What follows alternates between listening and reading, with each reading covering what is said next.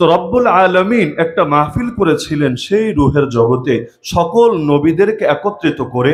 মানে এই মাহফিল সর্বসাধারণের জন্য না, বরং এই মাহফিলের শ্রোতা হলেন সকল নবী, সকল রসুল।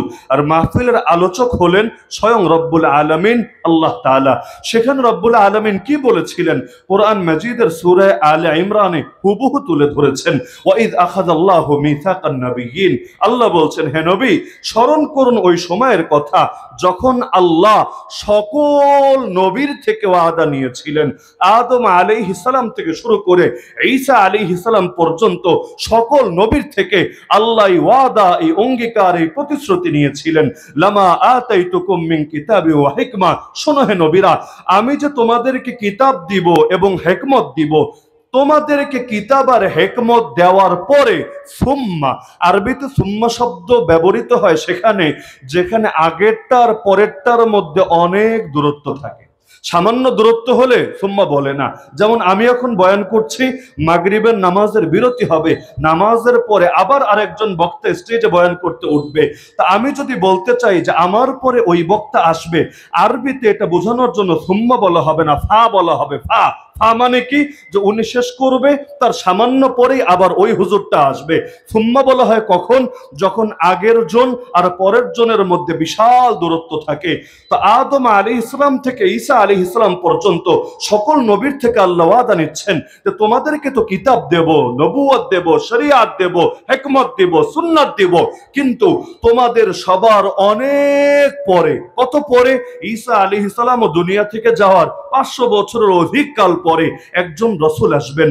সুম্মা জাআকুম রাসূল, সেই রসুলের নাম কি আল্লাহ বলেন নাই। আল্লাহ বলছেন, শোনো, তোমাদেরকে কিতাব, নবুয়ত, শরিয়ত, হিকমত, সুন্নাত সব দেওয়ার পরে সবার শেষে একজন রসুল আসবেন, মুসাদ্দিকুল লিমা মাআকুম, যিনি নতুন কোনো দাওয়াত দিবেন না, তোমাদের আদর্শকে সত্যায়ন করবেন। কারণ আমরা জানি সব নবীর ঈমানের দাওয়াত এক, সব নবীর আকীদার দাওয়াত এক, সব নবীর আখলাকের দাওয়াত এক, সব নবীর দ্বীনের মূল কথা এক। পার্থক্য শুধু আমলের বিধিবিধানে, পার্থক্য শুধু শরীয়তের প্রাসঙ্গিক হালাল হারামে, শাখার মধ্যে পার্থক্য থাকে, মূলে পার্থক্য থাকে না। আমার রাসূল হাদিসে বলেছেন, আল আমবিয়াউ ইখওয়াতুন লিআল্লাত উম্মাহাতুহুম শাত্তা ওয়া দীনুহুম ওয়াহিদ।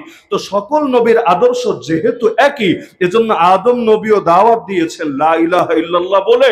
আমার রাসূল এসে নতুন কালেমা আবিষ্কার করেন নাই, দাওয়াত দিয়েছেন একই কালেমা বলে, লা ইলাহা ইল্লাল্লাহ। হ্যাঁ, পরিবর্তন এসেছে যুগের নবীর নামে।